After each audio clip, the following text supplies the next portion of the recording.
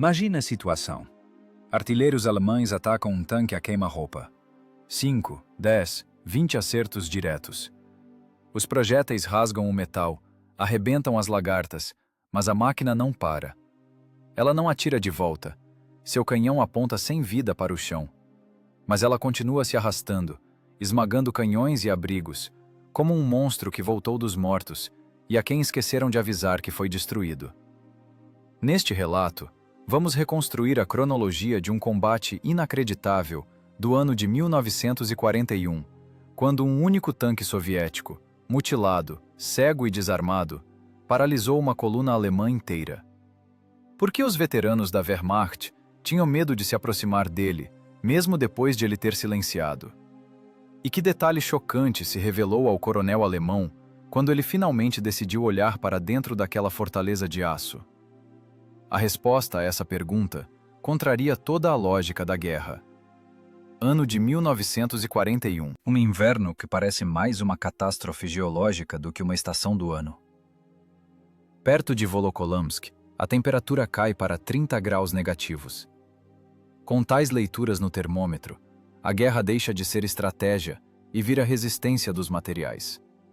O ar tine de tão seco, e a neve range sob as lagartas como ossos se quebrando. Na floresta reina um silêncio ensurdecedor e mortal, quebrado apenas pela respiração pesada e forçada do motor a diesel. É um KV-1, Klin Voroshilov. 47 toneladas e meia de aço ligado, criado na fábrica Kirov. Em condições normais, é um forte móvel, mas agora a física joga contra a tripulação. O frio muda a estrutura do metal. A blindagem fica quebradiça, a tenacidade do aço cai.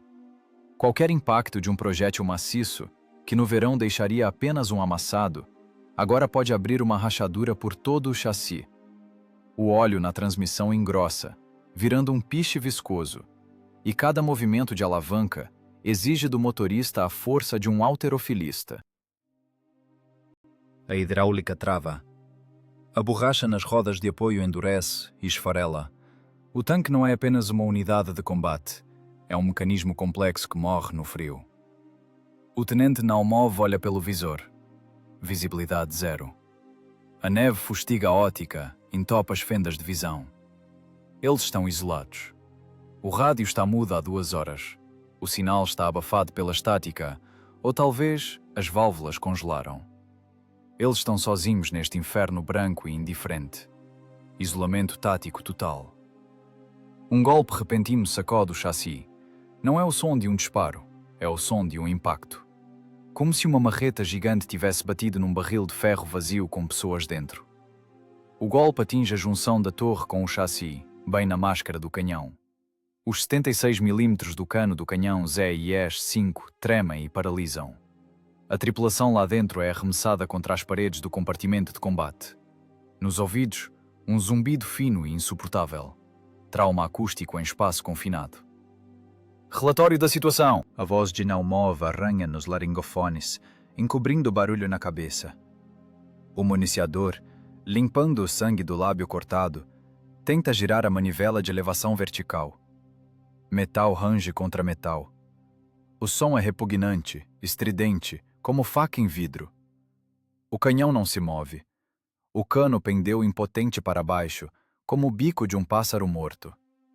Emperrou, grita o artilheiro. Os munhões entortaram. O mecanismo de elevação morreu. Naumov entende o que aconteceu. Um projétil alemão perdido, mesmo sem perfurar a blindagem, fez o pior. Ele deformou a geometria da torre. A energia cinética do impacto deslocou a máscara do canhão alguns milímetros. Foi o suficiente. O aço se fundiu ao aço. O calibre principal do tanque, seu único argumento de peso na discussão com o inimigo, virou um tubo inútil. Agora são apenas 700 quilos de peso morto. Metralhadoras? Pergunta o tenente secamente. A coaxial está travada. A frontal? O disco está vazio. Restaram 2, responde o rádio-operador. A situação passa da categoria de missão de combate para a de catástrofe técnica. O tanque está inteiro. O motor V2K Essa besta a diesel de 12 cilindros continua funcionando, devorando diesel e cuspindo fumaça preta no ar cristalino. A blindagem, esses 75 mm de aço laminado na frente e nas laterais, ainda aguenta o tranco. Mas, como unidade de combate, o KV-1 está destruído. Ele está desarmado. Por todos os regulamentos, por toda a lógica da guerra, a tripulação deveria abandonar a máquina, transformá-la em um ponto de fogo imóvel ou explodi-la para que não caia nas mãos do inimigo e fugir pelas florestas até encontrar os seus. Mas o frio dita suas regras. Lá fora faz 30 graus negativos. Sem abrigo, sem roupas quentes, vestindo apenas macacões sujos de óleo, eles congelariam em 1 hora. A floresta ao redor está cheia de patrulhas alemãs. Sair do tanque significa morrer. Ficar dentro significa esperar para ser queimado vivo. Naumov olha para as costas do motorista. Ele está agarrado às alavancas, os nós dos dedos brancos. Dentro do tanque faz frio, sai vapor da boca, assentando como geada na culatra do canhão. O cheiro de diesel, pólvora queimada e corpos sujos se mistura em um odor pesado e denso. É o cheiro do medo, que se decompõe quimicamente em adrenalina e cansaço. Motor? Pergunta o tenente. A voz é seca, sem entonação. Puxando, camarada tenente. Temperatura do óleo normal. Pressão mantida, responde o motorista. Material rodante? A roda tensora está batendo, mas a lagarta está esticada. Vamos andar. A escola soviética de construção de tanques é uma proteção bruta, mas absoluta. Os engenheiros criaram essa máquina não para o conforto, mas para a sobrevivência em condições onde a razão falha. A margem excessiva de resistência, embutida no projeto, agora se torna a única chance. O KV-1 foi projetado para andar mesmo quando andar é impossível. É a filosofia da marreta, primitiva, pesada, mas indestrutível. Naumov toma uma decisão. É irracional. Contradiz o instinto de autopreservação, que exige correr e se esconder. Mas o tenente sabe. Enquanto o diesel trabalha, o tanque vive. E enquanto o tanque vive, eles também vivem. A falha do canhão é uma sentença, mas a execução da sentença pode ser adiada. Trancar as escotilhas, comanda Naumov. Não somos infantaria, somos tanquistas. Enquanto a blindagem estiver inteira, estamos em combate. E vamos bater com o que, comandante? Pergunta surdamente o municiador, olhando para a culatra travada. Com cuspe? Com massa, responde Naumov. Temos 47 toneladas. São 47 toneladas de argumentos.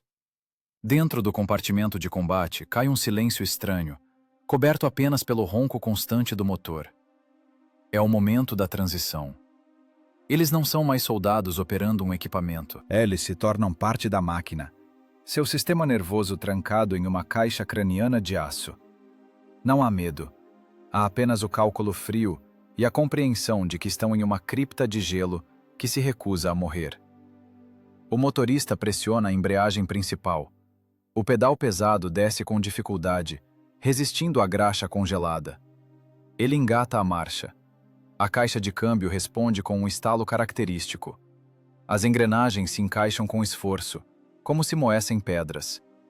O tanque estremece, soltando uma nuvem de fumaça cinza azulada, e lentamente, com estrondo e rangidos, começa a se mover para a frente. Eles não sabem o que os espera atrás da cortina de neve. Não sabem quantos inimigos há à frente. Eles não têm olhos para ver longe, nem mãos para bater à distância. Há apenas o chassi, que se tornou um lingote único de matéria, e a inércia do movimento. À frente, a névoa branca esconde a morte, mas eles vão direto para ela, porque ficar parado significa congelar. O tanque se arrasta pelos montes de neve, quebrando o subbosque como uma fera pré-histórica enfurecida, a quem arrancaram as presas, mas deixaram seu peso monstruoso e sua fúria. O frio penetra sob os macacões, trava os movimentos. Os dedos perdem a sensibilidade. Tocar o metal com as mãos nuas é proibido. A pele gruda instantaneamente, deixando queimaduras de sangue. A tripulação trabalha de luvas, o que torna cada ação desajeitada, mas necessária. A sensação de armadilha aperta a garganta. Eles estão trancados numa caixa de ferro, no meio de um oceano de neve e inimigos. Mas é justamente essa falta de saída que gera uma calma gélida. Quando não há nada a perder, o medo desaparece, dando lugar à pura mecânica da ação. Alavanca para trás, acelerador, arrancada. O diesel ruge cada vez mais alto, ganhando rotações. Esse som é a única coisa que os conecta à vida, e esse rugido é mais assustador que um tiro. A cortina branca não se rasga de imediato. Primeiro é apenas um adensamento da cor cinza sobre o fundo do silêncio branco. Mas o motorista já sente a vibração do solo, diferente da sua própria. Através do prisma turvo do visor, contornos angulares e predadores surgem. Não são apenas sombras, é a geometria do inimigo. Bem na rota, a uns 300 metros, da névoa de neve surgem os Panzerkampfwagen 3 alemães. Os Panzer III, os cavalos de batalha da Blitzkrieg, confiantes em sua superioridade. Seus motores a gasolina Maybach soam diferente, mais agudos, mais limpos, mais nervosos do que o ronco uterino e de baixa frequência do diesel soviético. Atrás dos tanques, curvando-se ao vento, mas não de medo, vem a infantaria. Cinza campo sobre o branco. Eles caminham como donos. Seus movimentos são econômicos. A formação é taticamente correta. É a máquina da Wehrmacht, que chegou aos subúrbios de Moscou, moendo tudo em seu caminho. Os alemães notam o K-1 solitário quase instantaneamente. Na floresta de inverno, é impossível esconder a massa escura de uma máquina de 47 toneladas. O comandante do tanque alemão da frente abre a escotilha. Ele não teme atiradores de elite. A distância e o frio estão do seu lado. Ele leva aos olhos o binóculo Zeiss, cuja óptica não embaça nem a 30 graus negativos, e avalia o alvo. O que ele vê não lhe causa alarme, mas a satisfação profissional de um saqueador. Diante dele está um tanque pesado russo. Mas esse tanque está morto. Seu canhão principal está abaixado, apontando o cano para a terra. Para qualquer tanquista, da Normandia ao Volga, essa é a linguagem universal da derrota. O cano abaixado significa mecanismos de elevação quebrados, falha hidráulica ou ausência de tripulação. É uma pose de submissão. Pela coluna alemã passa uma onda de relaxamento. É pura psicofisiologia. A adrenalina lançada no sangue ao ver a silhueta do KV se dissipa, substituída pela endorfina da presa fácil. Os soldados abaixam os carabinas. Ouvem-se risadas curtas e latidas. Alguém aponta o dedo para o morto de aço. Na visão do mundo deles, essa batalha já acabou. A máquina russa está quebrada, abandonada, ou a tripulação lá dentro virou estátuas de gelo. Eles veem naquele pedaço de metal apenas um troféu, um número no relatório, ou uma fonte de aço ligada de qualidade para refundição. É o mesmo erro fatal que os pilotos da Luftwaffe cometiam no céu no ano de 1941 ao encontrar os aviões de ataque 1L2. Os ases alemães, acostumados à fragilidade do duralumínio aeronáutico, frequentemente cessavam fogo ao ver pedaços da fuselagem voando do avião russo e a cauda virando uma peneira. Pelas leis da aerodinâmica e da resistência dos materiais, a máquina deveria cair. Mas o tanque voador continuava voando, mantendo-se no ar apenas pela excessiva robustez da construção e pela fúria do piloto. A capacidade de sobrevivência da tecnologia soviética é um parâmetro que não cabia nas fórmulas racionais alemãs. Ali, onde a engenharia alemã exigia precisão e condições ideais, a construção soviética operava sob princípios de resistência bruta à destruição. Agora, na clareira coberta de neve perto de Volokolamsk, acontece a mesma coisa. Os alemães veem os sinais externos da morte da máquina. O canhão abaixado, a ausência de fogo de resposta, o movimento lento e incerto. Mas eles não veem a essência. Sob a grossa pele da blindagem, na penumbra úmida do compartimento de combate, bate um coração vivo. os 12 cilindros do V2. E estão sentadas pessoas que ainda não tomaram a decisão de morrer. Dentro do KV-1, a tripulação ouve como a tonalidade dos sons lá fora muda. Através da blindagem, não penetra o estalo de rajadas, mas a fala estrangeira. É assustador. É mais assustador que a canhonada, porque significa a proximidade de um inimigo que não te respeita. Nauma vê pela fenda como um oficial alemão na blindagem do tanque da frente acende um cigarro, protegendo a chama do isqueiro com a luva. Esse gesto é uma sentença. Significa certeza absoluta de impunidade. O inimigo os considera sucata. Comandante, eles acham que somos defuntos. Sussurra o rádio operador, apertando nas mãos o disco inútil da metralhadora. Estão rindo. Deixe que riam. A voz de Naumov soa abafada, como de dentro de um barril. O riso relaxa o diafragma. O tenente entende que essa ilusão é a única arma deles. Enquanto os alemães acreditam que diante deles há um monte de ferro, eles não atiram. Cada segundo desse silêncio lhes dá metros de aproximação. A distância diminui. 250 metros. 200. O KV-1 rasteja para frente, sem mudar o vetor, como um bloco de gelo à deriva. O motorista mantém as rotações estáveis para não denunciar a agressão com o rugido do motor. É um jogo de nervos.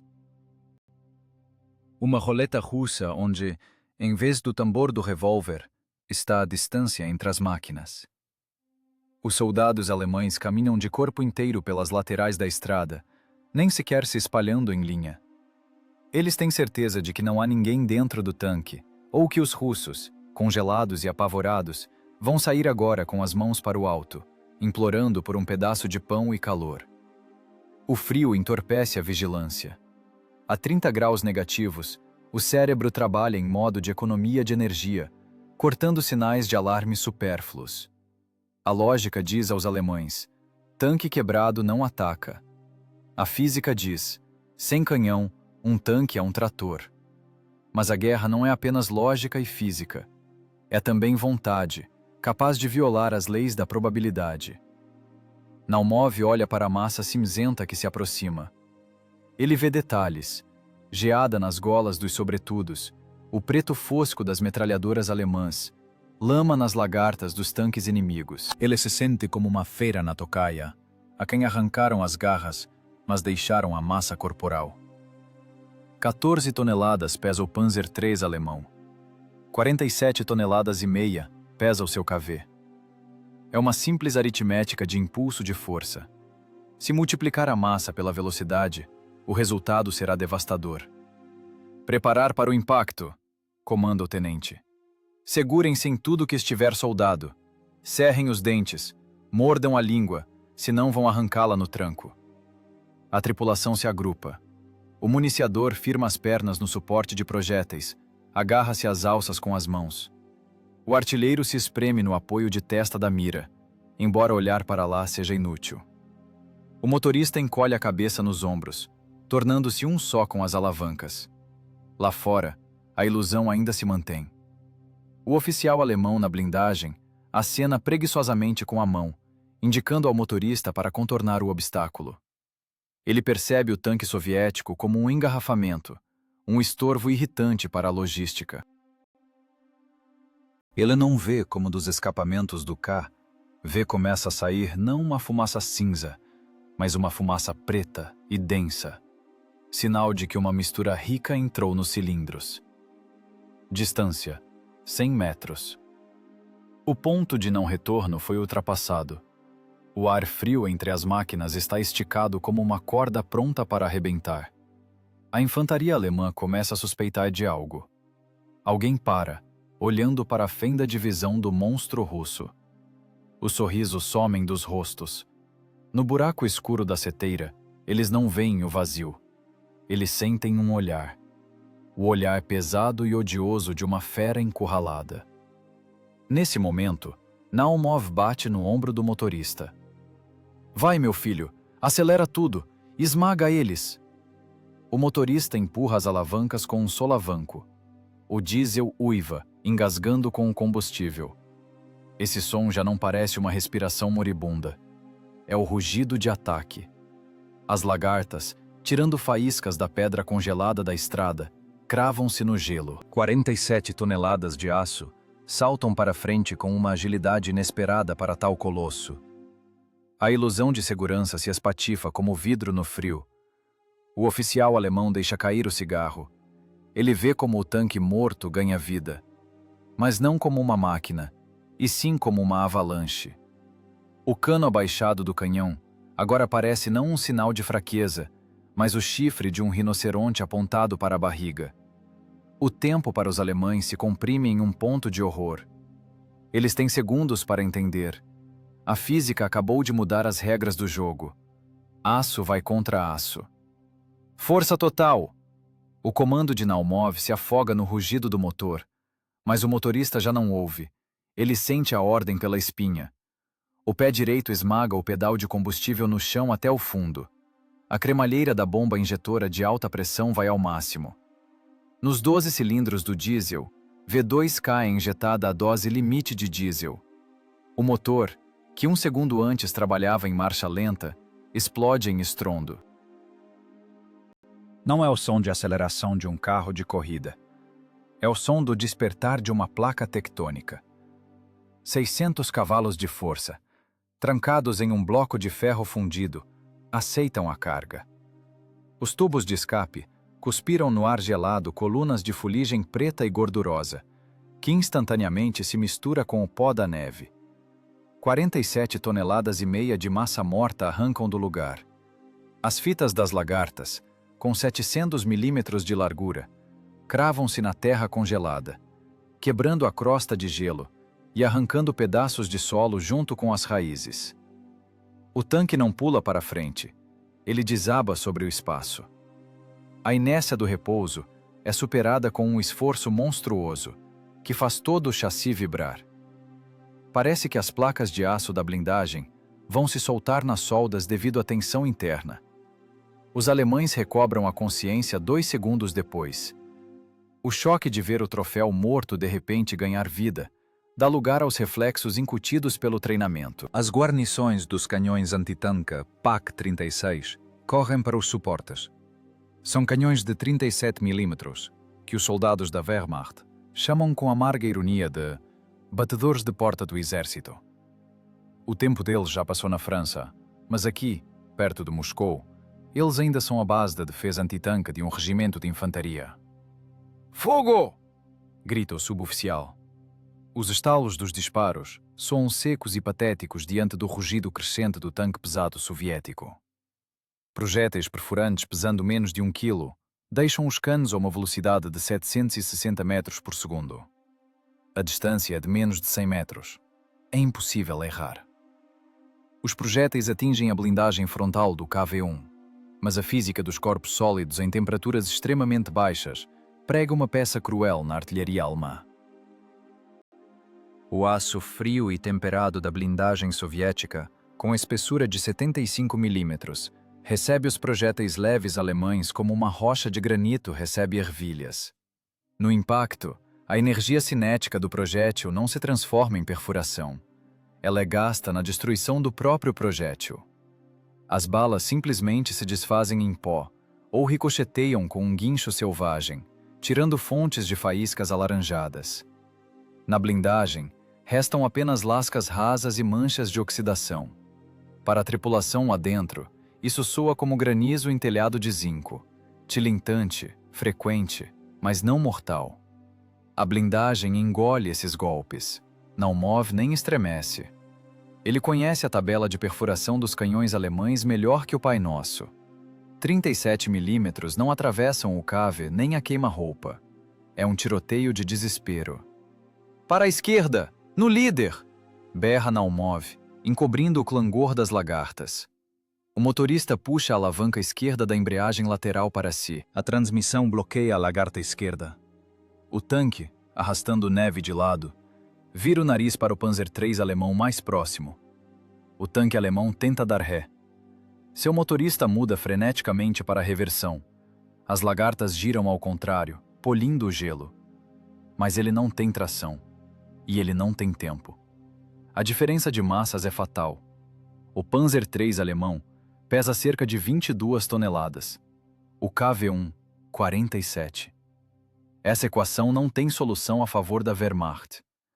O tanque soviético vai para o Ariete não como uma máquina de combate, mas como um corpo físico com um impulso colossal.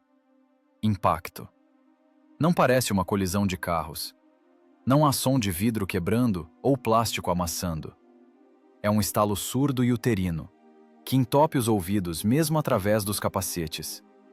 O nariz do KV crava na lateral do tanque alemão, um pouco acima das rodas. Aço encontra aço. O metal mais pesado e duro da máquina soviética rasga a blindagem alemã mais macia e fina. O KV-1 não para.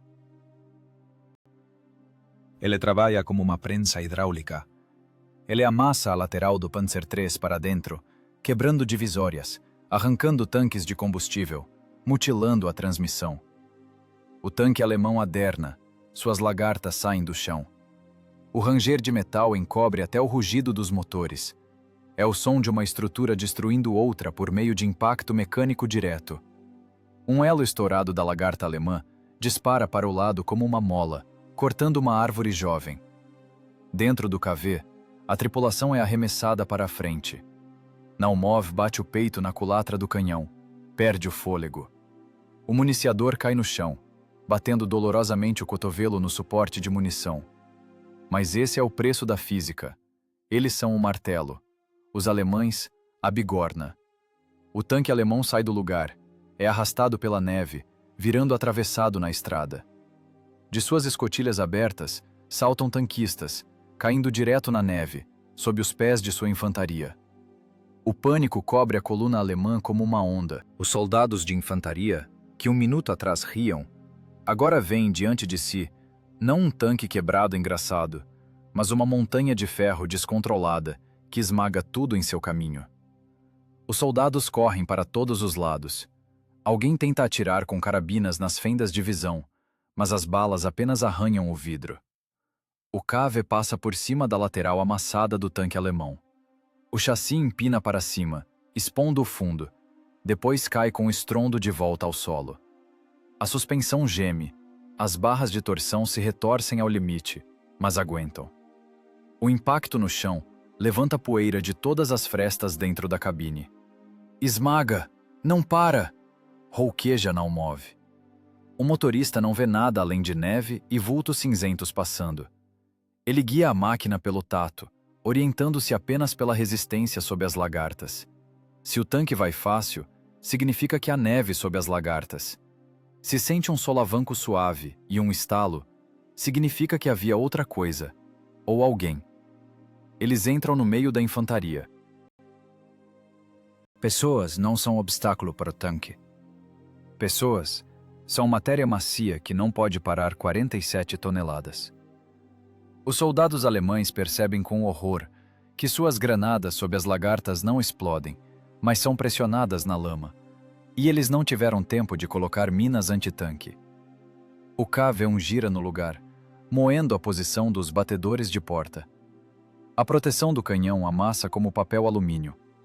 A culatra da arma é pressionada na terra congelada junto com a guarnição. O efeito psicológico é pior que o dano físico. A visão de uma torre verde gigante que gira, mas não atira, deixa o inimigo em estupor. É irracional. O tanque deveria atirar. Se ele não atira, mas continua matando, é um monstro. É uma máquina zumbi. Os alemães não fogem do fogo. Fogem da inevitabilidade da massa que se move contrariando a lógica do combate. Dentro do tanque, um barulho insuportável. O motor trabalha no limite do superaquecimento. No compartimento de combate cheira a óleo fervendo e embreagem queimada. Naumov limpa o suor, que esfria instantaneamente na testa. A adrenalina queima o frio, mas as mãos tremem. Foi apenas o primeiro embate. A física funcionou. A massa venceu. Mas à frente ainda há uma coluna inteira, e o fator surpresa se esgotou. Agora começará a verdadeira caçada. A distância de combate diminui para zero absoluto. O conceito de linha de frente desaparece, dissolvendo-se no caos do combate corpo a corpo. Agora não há nós e eles em lados opostos do campo. Há apenas a caixa de aço do KV-1, cercada por força viva e técnica inimiga por todos os lados. O tanque está no epicentro do furacão, mas dentro dele não reina o silêncio, e sim um inferno acústico. Os alemães, recuperando-se do primeiro choque do Ariete, mudam a tática. Os batedores de 37 mm se calam. Suas guarnições ou foram esmagadas ou fugiram. Entra em ação um calibre mais sério. Da segunda linha de defesa, rolam os canhões antitanque de 50 mm, PaK-38. Isso já não é atirar ervilhas. O projétil dessa arma tem núcleo de carbeto de tungstênio e é capaz de perfurar a blindagem de um tanque médio. Mas o KV é um tanque pesado. O primeiro impacto de um projétil de 50 mm na torre é sentido pela tripulação não como uma batida, mas como uma catástrofe. A energia cinética do golpe não perfura a blindagem de 75 mm, mas ninguém revogou as leis de conservação de momento. Toda a força monstruosa do impacto, sem encontrar saída na perfuração, transforma-se em vibração. O corpo do tanque vira um diapasão gigante. O aço começa a zunir. Esse som é impossível de descrever em termos civis. Não é o badalar de um sino. É um golpe físico de onda sonora, densa como água. O ar dentro do compartimento de combate se comprime e descomprime instantaneamente, causando barotrauma em quem estiver dentro. Os tímpanos não aguentam a mudança de pressão. Sangue escorre dos ouvidos, molhando as golas das fardas. O nariz entope. Depois dele também começa a pingar vermelho. "Metralhadora frontal!" grita Naumov, mas ele mesmo não ouve a própria voz. Ele ouve apenas um zumbido na caixa craniana. O aparelho vestibular falha. Terra e céu trocam de lugar. As pessoas lá dentro sentem náuseas pela vibração. Cada novo ricochete é um golpe de marreta direto no crânio. A tripulação está dentro de um balde de ferro no qual batem com fúria usando uma marreta. A consciência começa a escurecer, estreitando-se a um único ponto, o ponto da dor. Mas eles continuam trabalhando. Já não é vontade, é memória muscular, incutida por centenas de horas de treinamento. As mãos fazem o que o cérebro se recusa a fazer. Lá fora, os artilheiros alemães atiram para matar. Eles miram nos pontos vulneráveis, nas fendas de visão, nos instrumentos de observação, nas rótulas das metralhadoras. Mais um projétil estilhaça a cabeça da mira panorâmica. O visor do motorista estoura, cobrindo-se de uma densa rede de rachaduras, virando uma mancha turva e impenetrável. Estilhaços de vidro blindado cortam o rosto do motorista, mas ele nem limpa o sangue. Não tem tempo. Ele está cego. O tanque está cego. Os faróis, quebrados logo no início da batalha, penduram-se nos fios como olhos arrancados. Os instrumentos de observação estão destruídos. Agora o KV-1 é um ciclope cego, debatendo-se em fúria. Naumov entende que o controle visual foi perdido. Ele não vê mais o campo de batalha. Ele o sente através das solas das botas apoiadas no chão e através da vibração do chassi. "Reto! Só reto!" comanda o tenente, orientando-se pelos clarões dos disparos que mal penetram pelas fendas. O motorista, orientando-se apenas pela intuição e pelas ordens do comandante, empurra as alavancas. 47 toneladas de aço se movem pelo tato. O tanque guina, derrapa nos montes de gelo, mas o vetor de movimento permanece o mesmo, em direção ao inimigo. Bem no curso, a 20 metros, a guarnição alemã de um PaK-38 recarrega febrilmente o canhão. O artilheiro gira as manivelas, tentando pegar na mira a placa blindada inferior da montanha que se aproxima. Eles veem que o tanque está cego. Esperam que ele erre. É um erro. A fera cega é mais perigosa que a que enxerga, porque ela não conhece o medo diante do obstáculo. O KV-1 avança sobre a posição do canhão. O motorista não vê a arma, ele sente o impacto. O tanque dá um pulo. O clangor de metal amassado difere do som de tiros. É o som de destruição estrutural. As lagartas passam por cima dos suportes do canhão, prensando-os no solo. Depois, a máquina de muitas toneladas cai, com todo o corpo sobre o escudo do canhão. O aço de 5 milímetros do escudo, feito para proteger a guarnição de balas e estilhaços, amassa como papel. Ele dobra ao meio, soterrando sob si os mecanismos de mira. O cano do canhão alemão entorta, estourando na culatra. O tanque mói o sistema de artilharia junto com a terra, caixas de munição e corpos humanos que não conseguiram pular fora. Dentro do KV, esse momento é sentido como uma série de solavancos duros. O tanque passa por cima da pilha de ferro retorcido, arranhando o fundo. O som de metal roçando em metal penetra até através dos capacetes. É uma terrível sinfonia de destruição. O motorista acelera para não atolar nos destroços. As lagartas giram em falso, agarrando com as garras os restos do reparo, e os rasgam em pedaços. Naumov limpa o sangue que inunda os olhos. Dentro da torre, há uma névoa azulada. É a fumaça de pólvora que vazou pelas microfissuras e ventilação, misturada com a poeira da oxidação interna, que se solta da blindagem a cada impacto. É difícil respirar. O ar é quente, com gosto metálico.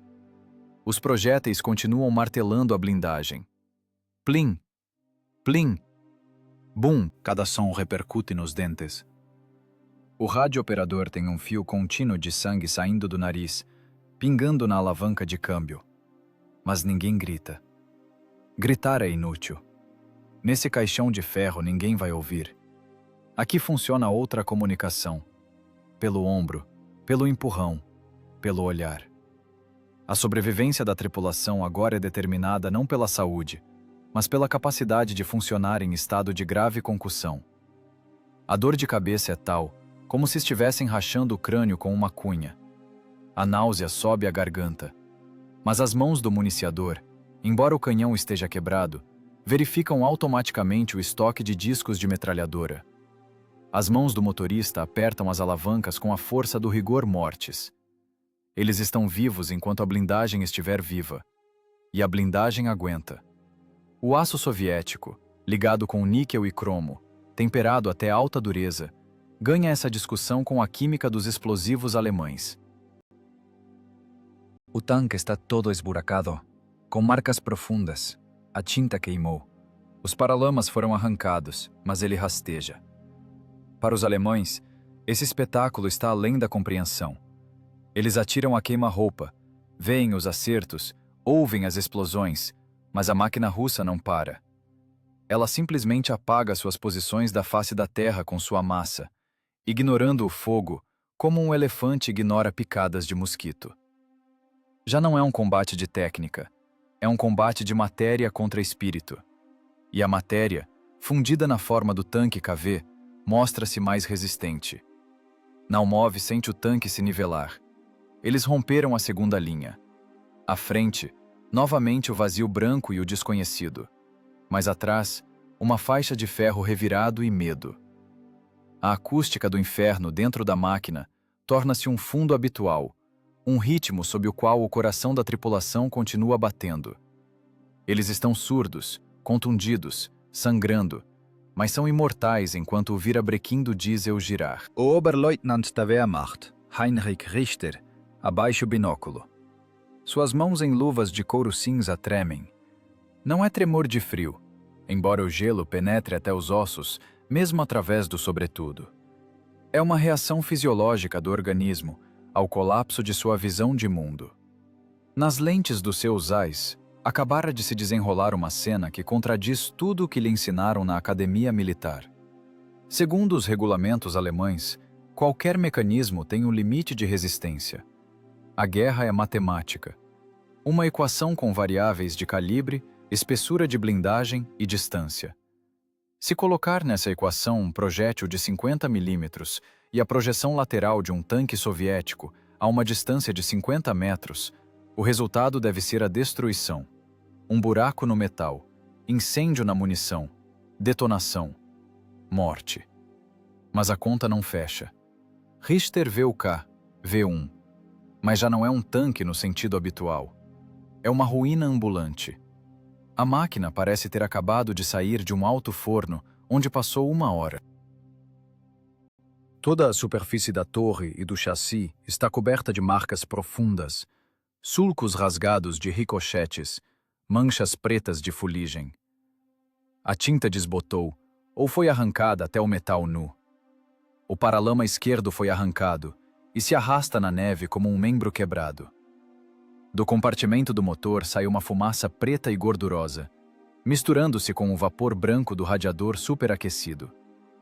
Por todas as leis da balística e da resistência dos materiais, a tripulação lá dentro deveria estar morta.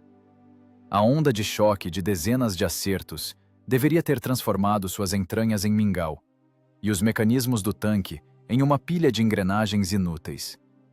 Mas o monstro russo rasteja, devagar, inexoravelmente, com a velocidade de um cortejo fúnebre que escolhe a quem enterrar. Na mente do oficial alemão, ocorre uma mudança perigosa. O medo racional diante de um inimigo perigoso dá lugar a um horror irracional e animal diante de algo sobrenatural. Ele para de ver no K, vê um produto técnico da fábrica Kirov. Ele vê nele uma entidade mística, um tanque zumbi, uma máquina fantasma que não tem limiar de dor porque já está morta, mas esqueceu de parar. É a mesma sensação que os pilotos de Messerschmitt sentiam ao metralhar a queima-roupa os aviões de ataque soviéticos Il-2. Os alemães os chamavam de bombardeiro de cimento, ou concreto voador. Quando você descarrega toda a munição num avião, vê pedaços da cauda e dos ailerons voando, e ele não cai e continua voando para o alvo, o piloto começa a duvidar da realidade do que está acontecendo.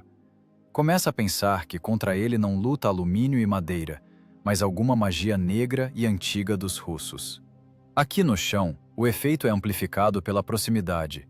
O tanque não está no céu, está aqui, a 100 metros. Richter vê seus soldados, veteranos das campanhas francesa e polonesa, recuando. Nos olhos deles, lê-se a mesma pergunta muda. Por que ele não morre? O pânico se espalha mais rápido que vírus. Não é pânico de fuga, é pânico de inação. Estupor. Os artilheiros nos canhões paralisam com os cartuchos nas mãos. Eles veem que seu trabalho é sem sentido. Para que atirar, se as balas simplesmente ricocheteiam e os projéteis deixam apenas arranhões na pele do monstro? Senhor Tenente, ele tem o corpo fechado! Rouqueja o sargento ao lado, sem tirar os olhos do colosso que se aproxima. Acertamos nele 20 vezes. Eu contei. 20 diretos. Richter quer mandar ele calar a boca, ameaçar com o tribunal por derrotismo, mas as palavras travam na garganta. Ele mesmo contou. Ele viu cada acerto. Faíscas, nuvens de estilhaços. O tanque estremecia, mas continuava o movimento. O mais assustador, ele não responde com fogo. Sua torre está imóvel. O canhão olha para o chão. Esse silêncio assusta mais que a canhonada. Se o tanque atirasse, seria uma luta de igual para igual. Mas ele não atira. Ele simplesmente avança, ignorando os esforços de uma companhia inteira da Wehrmacht, como um quebra-gelo ignora o gelo fino. Nesse desprezo, sente-se uma arrogância inumana. A psicologia de guerra alemã baseia-se na ordem e na superioridade. Nós somos a raça superior, temos a melhor óptica, os melhores motores, a melhor tática. Mas quando essa ordem colide com a resistência bruta e a lógica do metal russo, o fundamento da confiança racha. O alemão não entende o autossacrifício. O alemão não entende a guerra além do possível. Se a máquina está quebrada, abandona-se. Se está cercado, rende-se. Os russos lutam em máquinas quebradas e não se rendem nem mortos. O oficial levanta o binóculo novamente. Tenta encontrar uma explicação racional. Talvez não haja ninguém lá. Talvez a máquina esteja avançando com o acelerador travado e a tripulação já esteja morta há muito tempo. Mas aí ele nota um movimento. A fenda de visão do motorista. O vidro está quebrado. Mas no fundo, na escuridão do compartimento de combate, algo brilha. São olhos. Olhos vivos e inflamados, de um homem que olha o mundo através de uma estreita seteira de ódio. O tanque vira levemente, desviando de uma cratera. Significa que é controlado. Significa que lá, Dentro desse caixão de aço barulhento, tilintante e congelado, há pessoas que conscientemente o guiam contra o inimigo. Essa descoberta atinge Richter mais forte que a visão do tanque em si. Ele entende que não está lutando contra uma máquina. Ele está lutando contra uma vontade que não se pode perfurar com calibre 50 mm. Cessar fogo, comanda Richter de repente para si mesmo. Não é uma ordem de misericórdia. É uma ordem de economia. Atirar é inútil. Isso só irrita a fera. Os soldados abaixam as armas, aliviados por cessar o duelo sem sentido com o monólito. No campo de batalha desce um silêncio abafado e tilintante, onde se ouve apenas o uivo forçado e rouco do diesel e o estalar da neve sob as lagartas largas. O KV-1 passa se arrastando pela posição alemã. Ele não os ataca. Ele simplesmente os expulsa da realidade com sua presença. Os alemães o acompanham com o olhar, como se acompanha um desastre natural, um furacão ou uma avalanche que é impossível parar, só se pode esperar passar. O oficial sente um suor frio escorrer pelas costas, apesar do gelo. Nesse momento, nasce em sua alma uma compreensão que mais tarde, no ano de 45, se tornará óbvia para toda a Alemanha. Não se pode vencer essa guerra com tática. Não se pode vencê-la com a qualidade do aço. Porque os russos colocam na blindagem algo que não existe na fórmula química da Krupp. O tanque segue adiante, floresta adentro, deixando para trás 2 rastros profundos e uma cauda de fumaça preta. E a unidade alemã fica parada, moralmente esmagada, sem ter perdido nenhum soldado morto, mas tendo perdido a fé na própria invulnerabilidade. O fantasma passou por eles, e eles sentiram seu hálito gelado. O medo que se instalou em seus corações agora não desaparecerá mais. Ele crescerá a cada quilômetro de recuo para o oeste. O estalo do percussor, um som seco e metálico, que no estrondo da batalha se ouve mais nitidamente que a explosão de um projétil. É o som do vazio. O rádio-operador aperta o gatilho da metralhadora frontal DT, mas recebe silêncio em resposta. O disco está vazio. Ele tateia febrilmente com a mão no suporte onde deveriam estar os pentes reservas. Os dedos nas luvas grossas encontram apenas o aço frio dos nichos vazios. Vazio! Grita ele, perdendo a voz. Todos vazios! A coaxial também está seca. Dentro do compartimento de combate do KV-1 começa uma nova etapa de existência. Primeiro eles perderam a arma principal, o canhão, que virou uma haste inútil. Agora perderam também as metralhadoras, seu único meio de defesa contra a infantaria. O tanque perdeu a voz definitivamente. Ele não pode mais rosnar com fogo.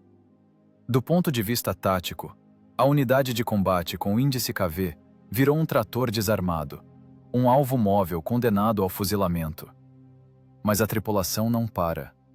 O tenente Naumov entende. Enquanto as lagartas giram, o tanque continua sendo uma arma.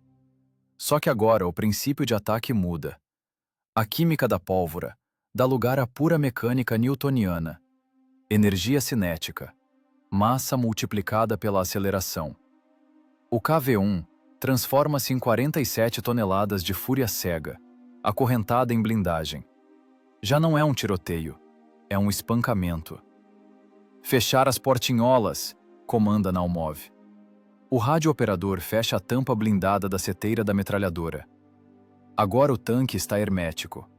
É um bunker de aço surdo e cego, rastejando pela neve. O mundo exterior deixa de existir como panorama. Ele se estreita a uma faixa estreita e suja de luz na fenda de visão do motorista. Os visores estão em migalhas, a ótica destruída. O motorista vê o mundo em fragmentos. Um pedaço de céu, um pedaço de neve, vultos cinzentos correndo. Esquerda! Rouqueja Naumov, com o ouvido colado ao capacete do motorista, porque o intercomunicador falha com a vibração. Tem trincheiras ali, esmaga! O motorista não faz perguntas. Ele não vê pessoas. Na fenda estreita, pessoas não são seres vivos, são obstáculos, objetos macios que não podem danificar a máquina. Ele vê a linha quebrada da trincheira alemã cortando o campo. Alavanca para trás. A lagarta esquerda desacelera. A direita continua girando. O tanque, rugindo com o diesel, vira o nariz para a trincheira. Os alemães nas trincheiras veem uma parede avançando sobre eles. Eles estão acostumados a tanques que atiram. Do tiro, pode se esconder no fundo da trincheira. Mas do próprio tanque não se pode esconder, se ele decide descer até você. É um horror de outra ordem. É o medo de ser enterrado vivo. O KV-1 chega à beira da trincheira.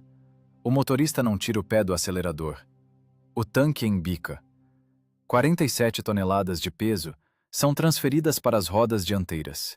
A terra não aguenta. O solo congelado da borda da trincheira quebra, desmoronando junto com as tábuas de fortificação e sacos de areia.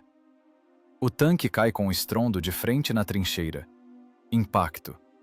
Lá dentro, a tripulação é jogada contra a parede frontal. O barulho é inimaginável. Parece que a máquina vai se desmontar nos parafusos.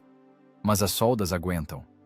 O motor uiva com esforço, mudando a tonalidade. A carga aumenta ao pico. Agora o tanque não precisa andar, precisa escalar. As lagartas arranham o fundo da trincheira, moendo tudo o que está lá. Caixas de munição, armas abandonadas, toras de madeira. Acelera, não para! Berra não move. O motorista sente resistência.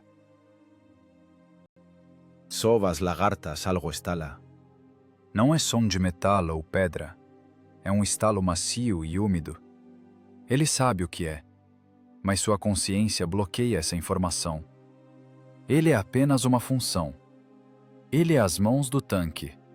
Sua tarefa é tirar a máquina para outra margem. O tanque empina o nariz para cima, para o céu. O motor tosse fumaça preta, mas puxa. As lagartas agarram a borda oposta da trincheira, derrubando-a com seu peso. A terra se fecha.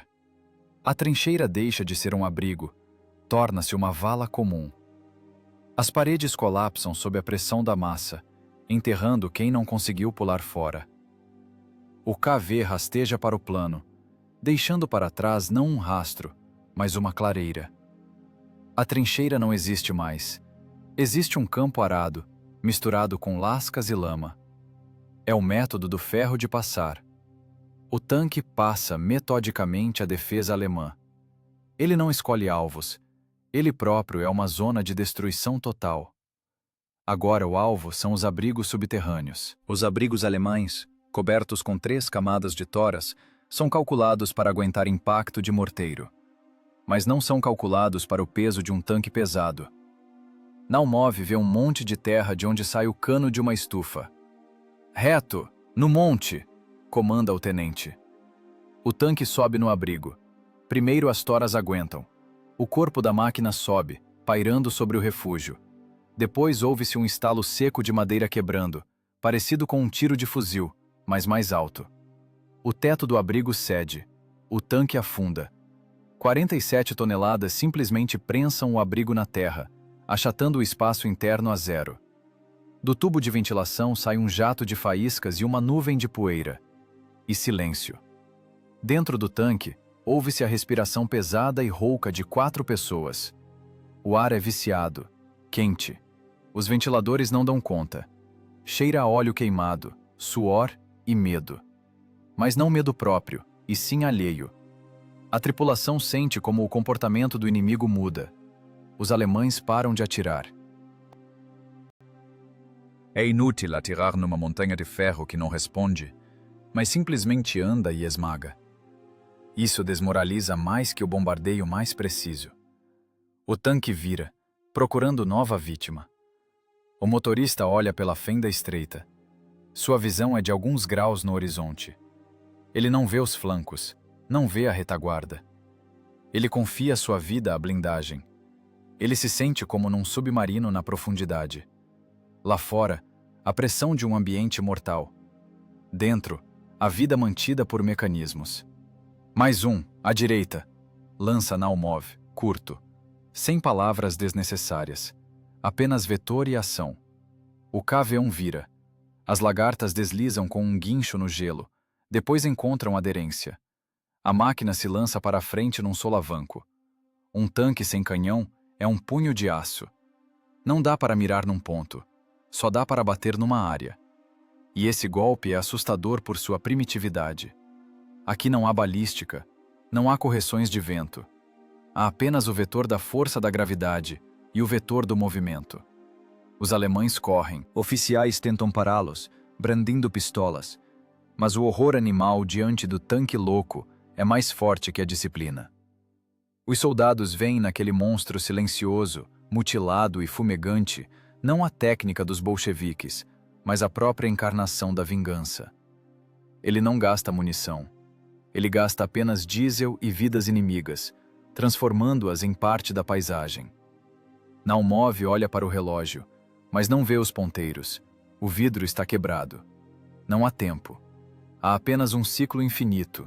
Arrancada, impacto, estalo, rugido do motor. Eles ganham tempo. Cada ponto de metralhadora esmagado, cada abrigo derrubado são minutos que o inimigo gasta em pânico, e não em ofensiva. O tanque faz seu trabalho. Um trabalho bruto, sujo, pesado. Sem poses heróicas, sem tiros bonitos. Apenas massa multiplicada por impiedade. Os jogos acabaram. Se até este momento o KV-1 lutava com a infantaria e artilharia leve, atuando como um predador invulnerável, agora a cadeia alimentar muda. O comando alemão, percebendo a inutilidade dos batedores de 50 mm, põe em jogo seu principal trunfo.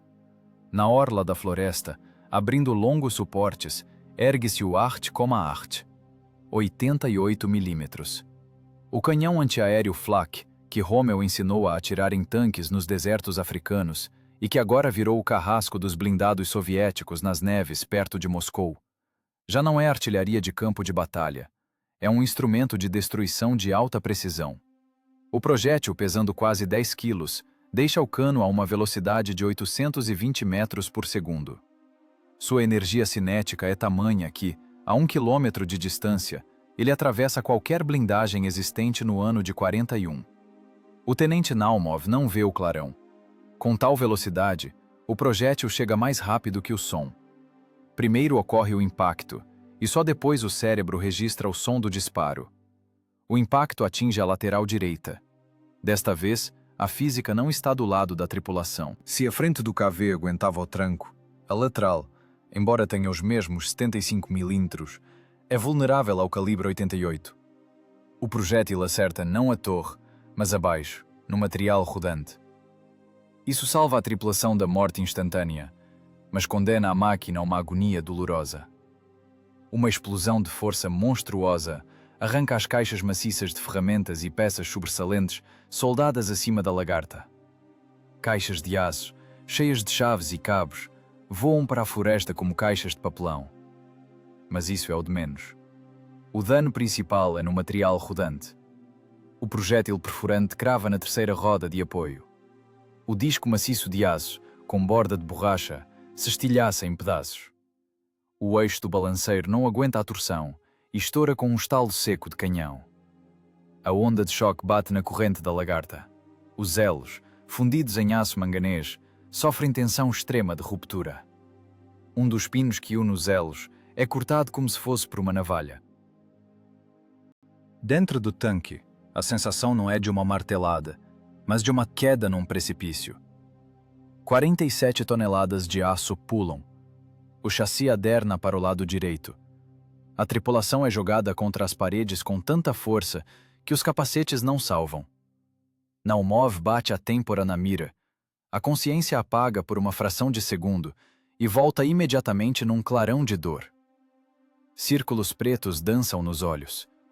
Na boca, gosto de cobre e farelo de esmalte de dentes lascados.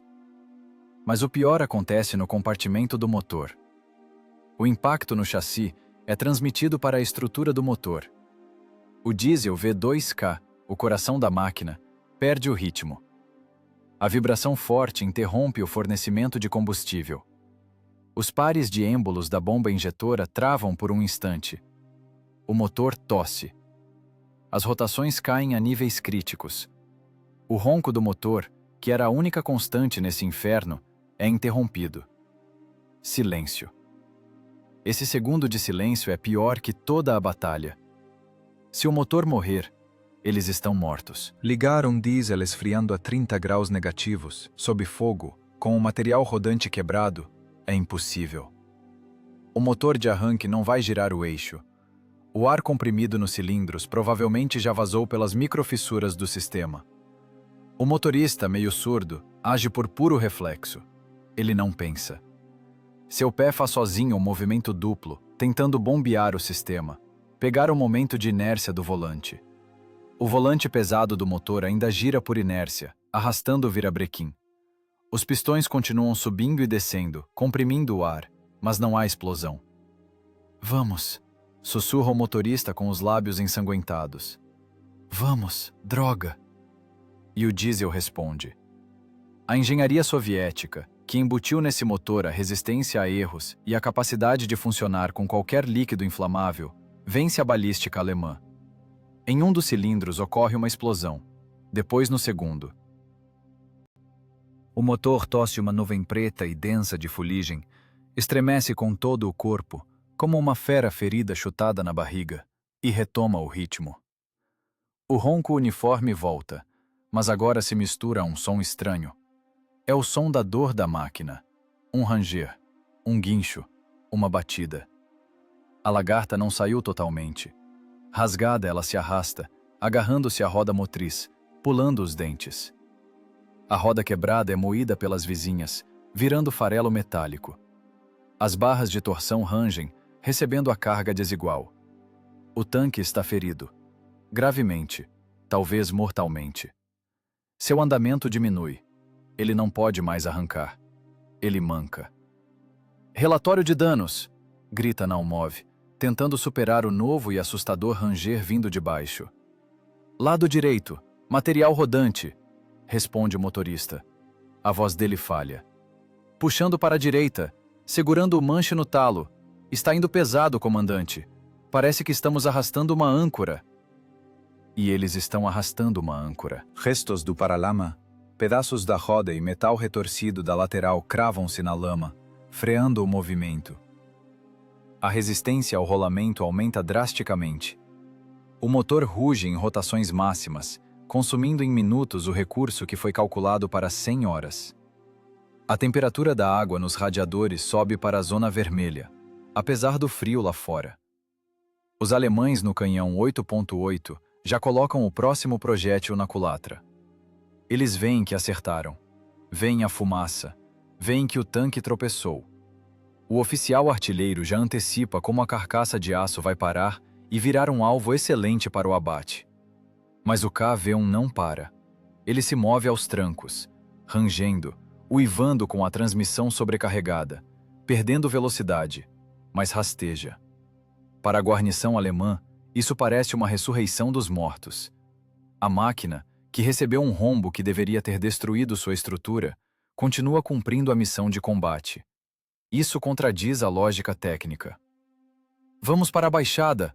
Para o rio! Comanda Naumov. Ele entende.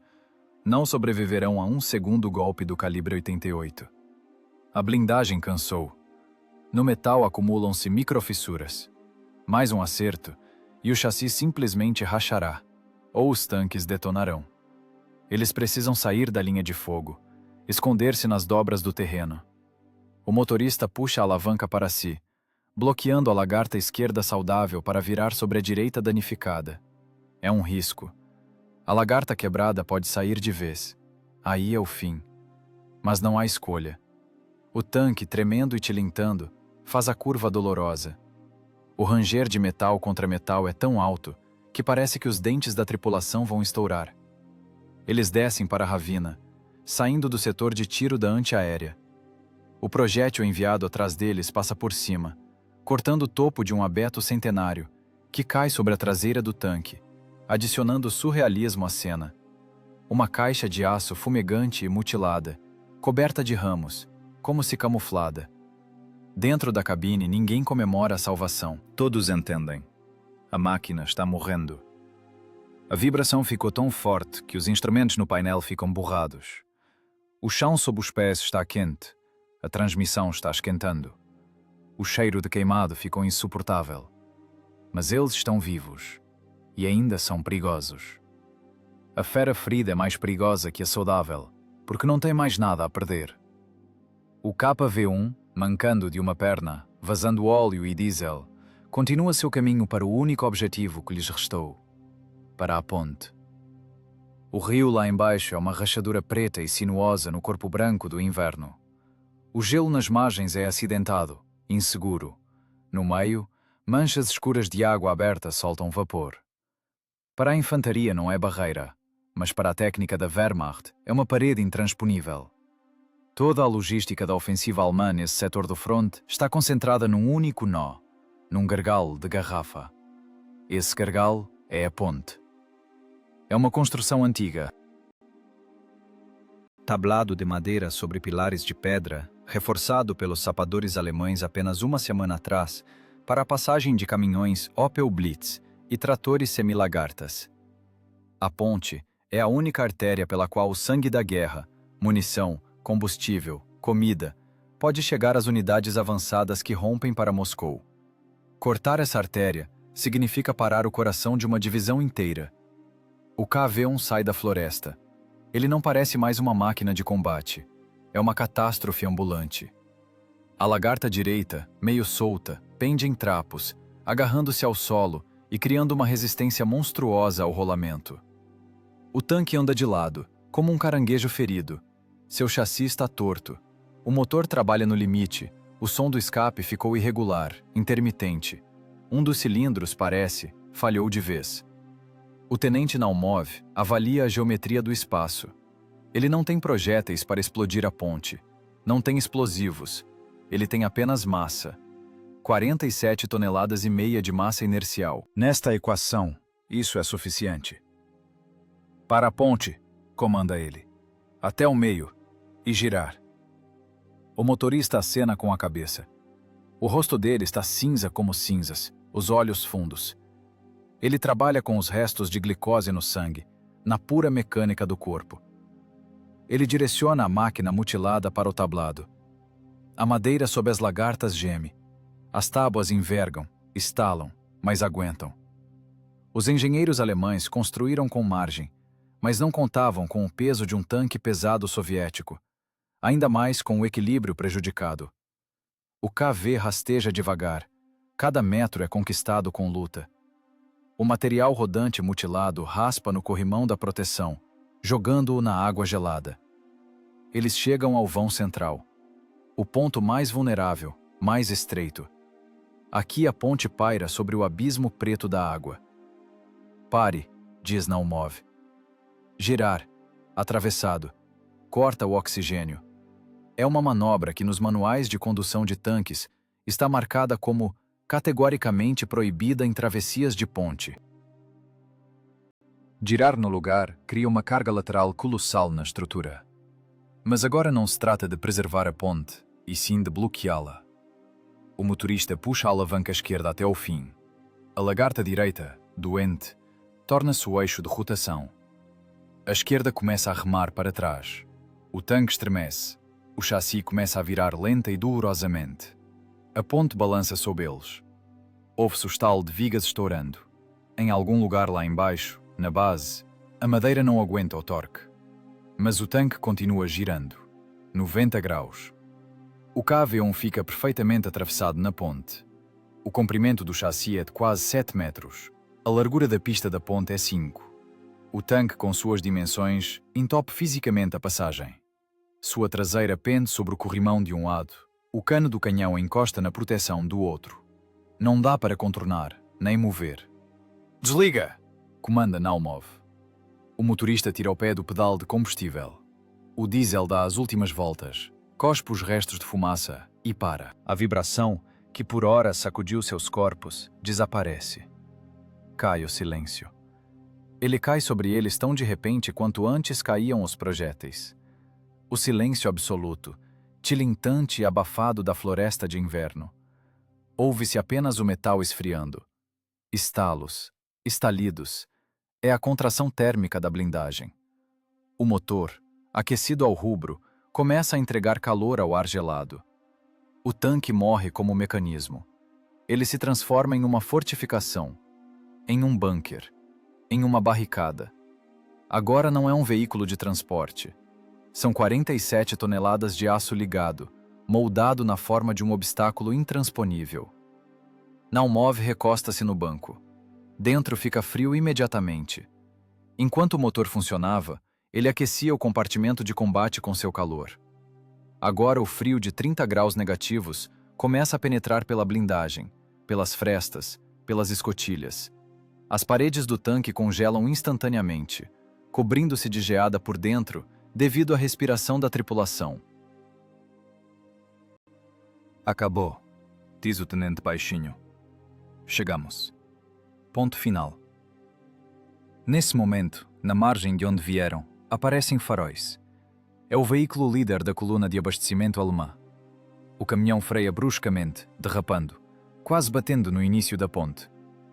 Atrás dele, para toda a coluna, caminhões-tanque, caminhões com lonas cheios de infantaria, tratores com munição. Dezenas de veículos, centenas de toneladas de carga que esperam no fronte. O motorista alemão do caminhão da frente esfrega os olhos. Ele não acredita no que vê. No meio da ponte, em nuvens de vapor esfriando, está uma silhueta preta, deformada, mas majestosa. Ela está parada em silêncio, o cano abaixado, a lagarta rasgada, a lateral destruída. Mas está parada de tal forma que é impossível passar. Oficiais alemães correm para a frente. Eles olham com binóculos. Esperam um tiro. Esperam que a torre gire. Mas a torre está imóvel. O tanque não demonstra agressividade. Ele simplesmente está. E o próprio fato de sua existência nesse ponto do espaço e do tempo cancela todos os planos do comando alemão para hoje. É a geometria do bloqueio. Uma tarefa física elementar. Para remover esse obstáculo, é preciso um trator com potência não menor que a do próprio tanque. Mas o trator não pode se aproximar, porque a ponte é estreita. Empurrar o tanque no rio é impossível. Ele é muito pesado, e as bordas da ponte não darão alavanca. Explodi-lo? Arriscado. Pode-se derrubar o vão, e então a travessia parará por semanas, até que os sapadores construam uma nova. O KV-1 tornou-se um osso na garganta. Um peso morto que funciona mais eficazmente que uma companhia viva de soldados. Ele não atira, mas mantém a defesa com sua massa. Dentro do tanque, a tripulação ouve esse silêncio. Eles ouvem os gritos distantes dos alemães, o bater de portas de automóveis. Eles entendem o que fizeram. Ganharam tempo. O recurso mais caro na guerra. Enquanto os alemães pensam em como tirar essa montanha de aço, enquanto chamam os sapadores, enquanto procuram desvio, passarão horas. Horas preciosas, durante as quais, na outra margem, a infantaria soviética terá tempo de se enterrar no chão. Naumov tira do bolso a cigarreira. Está vazia. Ele sorri. Pois é, rapazes, diz ele para o vazio do tanque esfriando. Agora somos imóveis. Imóvel de luxo com vista para o rio. Não há medo. Há apenas um cansaço infinito, de chumbo. A adrenalina foi embora, deixando para trás o vazio e o frio. Os dedos dos pés começam a adormecer. O frio assume seus direitos, penetrando sob a roupa, nas botas, nos pulmões. O tanque vira uma geladeira. Mas isso já não importa. A missão foi cumprida. A física funcionou. O metal parou onde devia parar. Lá fora, o coronel alemão chuta com raiva a roda do seu veículo todo-terreno. Ele entende o impasse da situação. Diante dele não há um inimigo que se possa matar. Diante dele há um problema de resistência dos materiais e logística. E esse problema olha para ele com o buraco preto do cano abaixado, silencioso e indiferente à sua fúria. O tanque KV-1 deixou de ser uma máquina de guerra e tornou-se parte da paisagem, alterando sua transitabilidade para zero. O silêncio sobre o rio torna-se matéria densa, palpável, pesa mais que a blindagem. A coluna de abastecimento alemã, estendida por meio quilômetro, está parada. Os motores dos caminhões trabalham em marcha lenta, jogando no céu centenas de metros cúbicos de gases de escape, mas nenhuma roda dá uma volta. Toda a força da logística do Grupo de Exércitos Centro esbarrou num único ponto, na silhueta preta sobre a ponte. É o fenômeno da paralisia psicológica. Por todas as leis da guerra, o obstáculo deve ser removido. Se o tanque foi atingido, empurram-no. Se está inteiro, destroem-no. Mas o KV-1 está na zona cinzenta da percepção. Ele não atira, mas também não pega fogo. Não dá sinais de vida, mas acabou de sobreviver diante de uma companhia inteira a impactos que deveriam tê-lo transformado em sucata.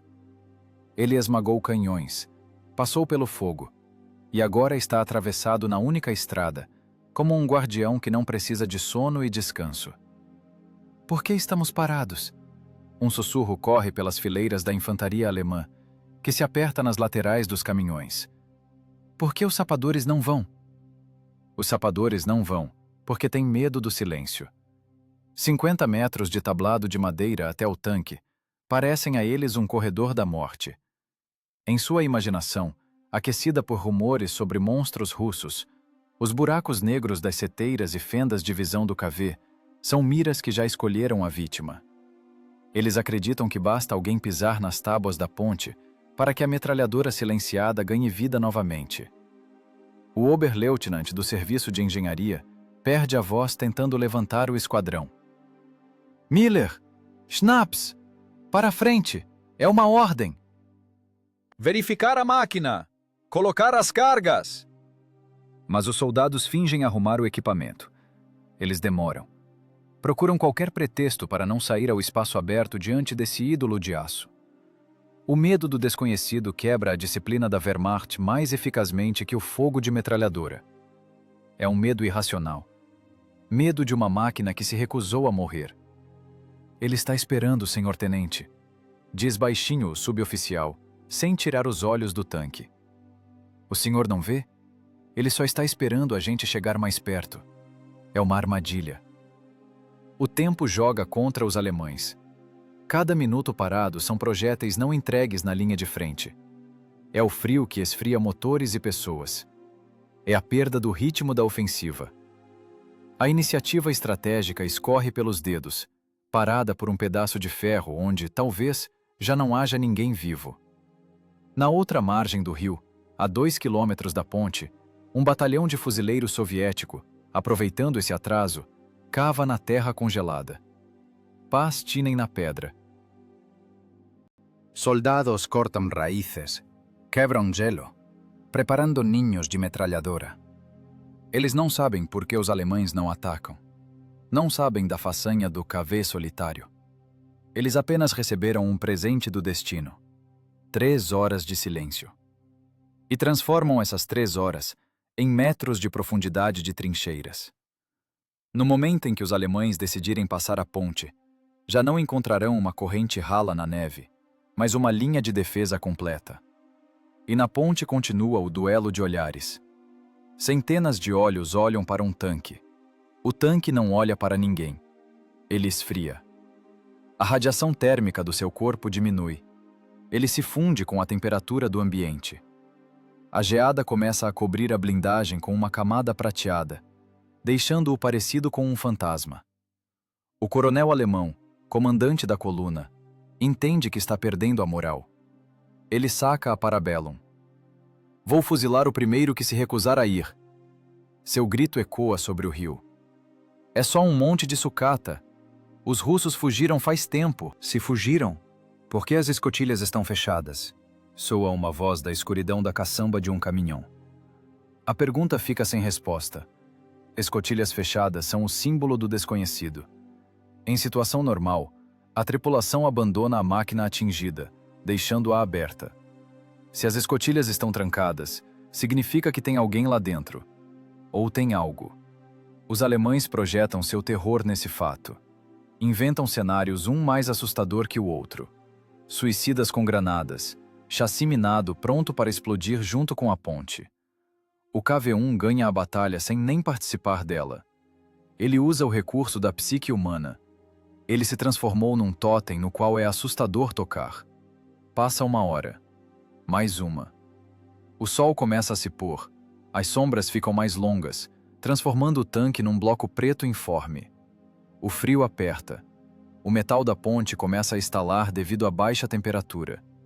Esse som faz os alemães estremecerem, levantando as armas. Parece a eles que é o barulho do ferrolho dentro da torre. Finalmente, um grupo de sapadores, empurrado aos chutes pelos oficiais, começa o movimento. Eles vão curvados, prontos para cair de cara na neve a qualquer momento. Não vão como vencedores, mas como pessoas indo para o cadafalso. 50 metros. 40. 30. O tanque silencia. 20 metros. Os sapadores ouvem o vento zunir na lagarta rasgada do KV. Esse som parece um gemido. Um dos soldados não aguenta a tensão. Vira-se e corre de volta, escorregando no gelo. Os outros paralisam. Mas não há tiros. Os ninhos de metralhadora estão mortos. Eles chegam bem perto. Tocam na blindagem fria e áspera, coberta de fuligem e geada. Nada acontece. O tanque não explode, não atira, não ruge com o motor. Ele simplesmente está ali, pesado e indiferente. Limpo! Grita o sapador, mas não há triunfo em sua voz. Há apenas o alívio de quem olhou para o abismo, e o abismo desta vez decidiu não olhar de volta. Eles começam a examinar a máquina. Vêm centenas de marcas de balas. Vêm amassados de projéteis. Vêm o metal rasgado das rodas.